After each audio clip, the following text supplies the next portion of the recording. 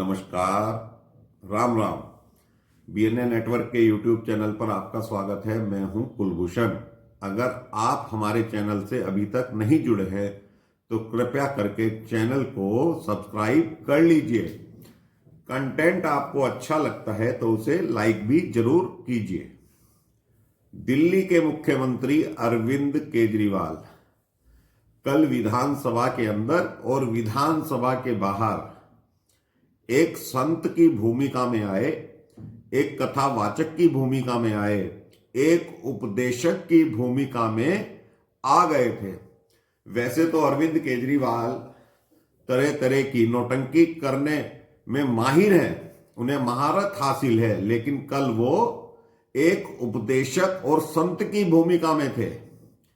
कल वो भगवत गीता का श्लोक पढ़कर सुना रहे थे, धर्म और अधर्म की बात कर रहे थे। मुद्दा था चंडीगढ़ मेयर चुनाव का, और जो सीजीआई डीवाई चंद्रचूड़ ने आदेश दिया चंडीगढ़ मेयर चुनाव के बारे में, उसके बारे में संत केजरीवाल बड़े बड़े उपदेश विधानसभा में भी दे रहे थे और विधानसभा के बाहर पत्रकारों को भी दे रहे थे। मुद्दा उठाया उन्होंने धर्म और अधर्म का, और केंद्र सरकार के लिए उन्होंने इतने बड़े बड़े तंज कसे कि राक्षस प्रवृत्ति हो गई है केंद्र सरकार की। अन्याय और अधर्म फैल गया है पूरे देश में, जबकि भारत देश परंपराओं का देश है। ये कथावाचक अरविंद केजरीवाल कल विधानसभा में अपने विधायकों को समझा रहे थे और विधानसभा के बाहर पत्रकारों को समझा रहे थे कि किस तरह से केंद्र सरकार अन्याय कर रही है, अधर्म का राज स्थापित हो गया है 10 साल के अंदर। तो दोस्तों, अगर फैसला अरविंद केजरीवाल के पक्ष में आता है तो वो धर्म की जीत बताते हैं, और वहीं मनीष सिसोदिया के खिलाफ या संजय सिंह के खिलाफ जज उन्हें जमानत नहीं देते तो उनकी चुप्पी ऐसे हो जाती है जैसे उनके सामने कोई सांप हो और वो मुंह से आवाज नहीं निकालते। अरविंद केजरीवाल को दिल्ली शराब घोटाले पर भी जवाब देना चाहिए था कि किस तरह से सुप्रीम कोर्ट उनके चेलों को जमानत नहीं दे रहा है। अरविंद केजरीवाल ने कल एक बात और कही, जो चंडीगढ़ मेयर चुनाव में अनिल मसीह थे, जो कि गुनाहगार पाए गए सुप्रीम कोर्ट के अनुसार, तो उन्हें सुप्रीम कोर्ट ने दोषी मान लिया। तो ऐसे ही केजरीवाल इस बारे में कहते हैं कि ये तो एक प्यादा था, जो इनके सरगना हैं, उनके ऊपर देशद्रोह का मुकदमा चलाया जाए। तो दोस्तों, जब मनीष सिसोदिया और संजय सिंह दिल्ली शराब घोटाले में पकड़े जाते हैं, सुप्रीम कोर्ट तक उनकी जमानत अर्जी खारिज हो जाती है।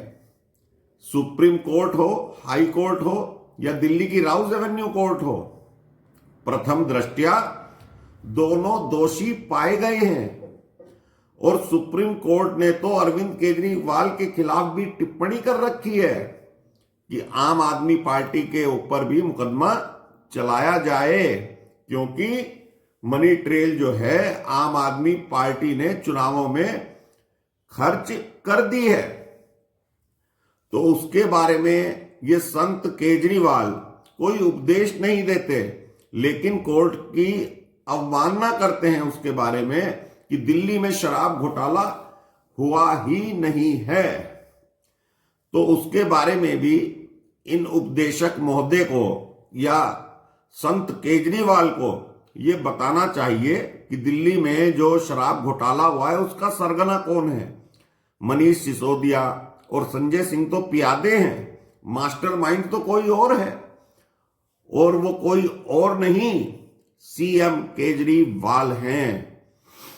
तो दोस्तों, ये नौटंकीबाज व्यक्ति अभी कौन कौन सी नौटंकी खेलेगा ये कहना बड़ा मुश्किल है, क्योंकि नौटंकी खेलने में, अपना रंग बदलने में इसे महारत हासिल है। तो केजरीवाल महोदय मोदी को और अमित शाह को तरह तरह के तंज कस रहे थे, और सबसे बड़ा कार्य इस संत ने, इस केजरीवाल ने एक और किया कल, कि जब जब धर्म की हानि होती है तो भगवान अवतरित होते हैं।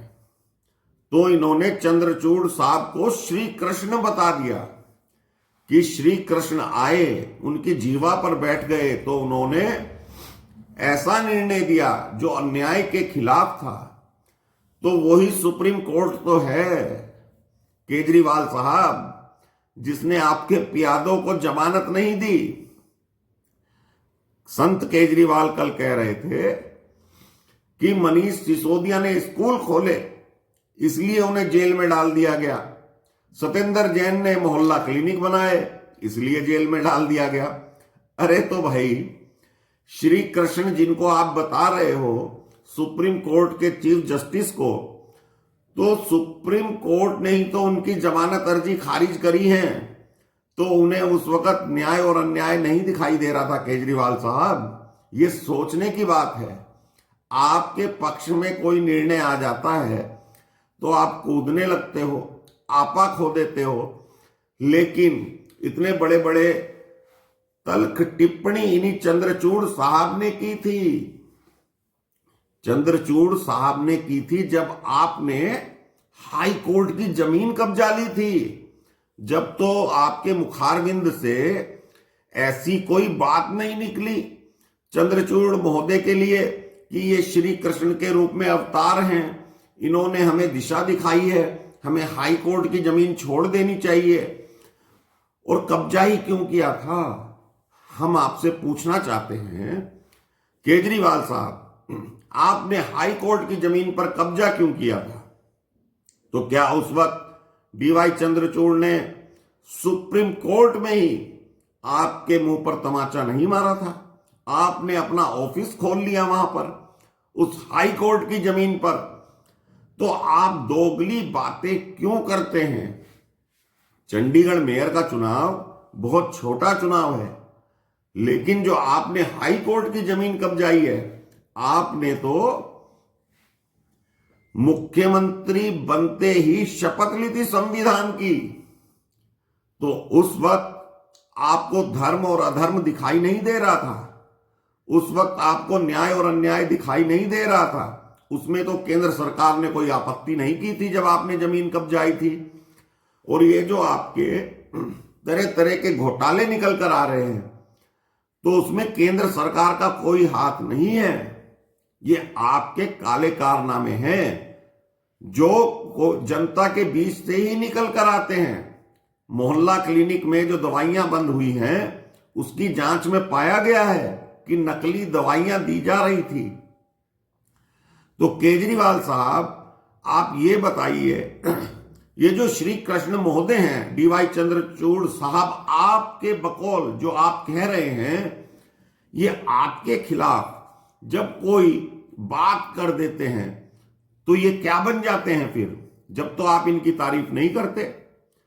आप बार बार तंज कर रहे हैं 140 करोड़ जनता के लिए कि मोदी ने कह दिया है कि 370 सीटें आएंगी। अरे भाई, आप भी तो कह रहे थे गुजरात में कि आपकी सरकार बन रही है। आईबी की रिपोर्ट आई थी आपको, क्योंकि आईबी आपके अंडर में काम करती है कि नहीं करती है? कितना झूठ बोलते हो आप Arvind Kejriwal. IB central government के अंडर में काम करती है। तो उस वक्त आप चिल्ला चिल्ला कर कह रहे थे गुजरात चुनाव में कि हमें तो हाई कोर्ट की रिपोर्ट आ गई है, आम आदमी पार्टी की सरकार बन रही है। अगर नरेंद्र मोदी या बीजेपी वाले ये कह रहे हैं कि वो इस बार 370 पार करेंगे, चूंकि 370 धारा हटाई है उन्होंने, तो हो सकता है उन्होंने गलत बोला हो, लेकिन आप तो गुजरात में सरकार बना रहे थे आईबी की रिपोर्ट के आधार पर। तो केजरीवाल साहब, आप ये जो दोगली बातें करते हो इसका क्या तर्क है? ये सब कुतर्क है। आपके हिसाब से आपके ऊपर ईडी कार्रवाई ना करे, सीबीआई कोई कार्रवाई ना करे, आप कभी दिल्ली के बेटे बन जाते हो, कभी दिल्ली के राजा बन जाते हो और चौथी पास राजा की कहानी सुनाते हो। ये जो बजट सत्र चल रहा है दिल्ली विधानसभा में, इसमें आपके 4 बार भाषण हो चुके हैं। 6 दिन के अंदर 4 बार भाषण हो चुके हैं। तो ये बजट सत्र है या आप दिल्ली विधानसभा को एक केंद्र बना चुके हो ऐसा कि जो बात बोलनी है विधानसभा का आवरण ओढ़कर आप बोल सकते हो, कुछ भी बोल सकते हो, क्योंकि आपके ऊपर कार्रवाई तो होगी नहीं। ये कानून है कि विधानसभा में खड़े होकर जो भी व्यक्ति बोलता है, विधायक, मंत्री या मुख्यमंत्री, उसके ऊपर किसी तरह की कोई कार्रवाई होती नहीं है। तो केजरीवाल साहब, आप हर जगह दोगली बातें करते हो, अपने हिसाब से जनता को मूर्ख बनाते रहते हो। तो क्या जनता इतनी मूर्ख है? आप जो चंद्रचूड़ साहब को कृष्ण बता रहे हो, यही कृष्ण जब आपके खिलाफ ऑर्डर देते हैं तो क्या ये जब उस वक्त कंस बन जाते हैं? जवाब दीजिए केजरीवाल। तो दोस्तों, ये व्यक्ति किस हद तक जा सकता है? चापलूसी कर रहा है आज चंद्रचूड़ साहब की, क्योंकि इसे मालूम है कि ये जब गिरफ्तार होगा तो चंद्रचूड़ साहब इसे जमानत दे दें। तो ये इस तरह की चापलूसी करने लग गया है। ये जानता है ये गिरफ्तार तो जरूर होगा, तो इसीलिए तरह तरह की बातें बना रहा है। ये गिरगिट, ये धूर्त आज संत और उपदेशक बन गया है। विधानसभा में उपदेश देता है, विधानसभा के बाहर किसानों का समर्थन करता है।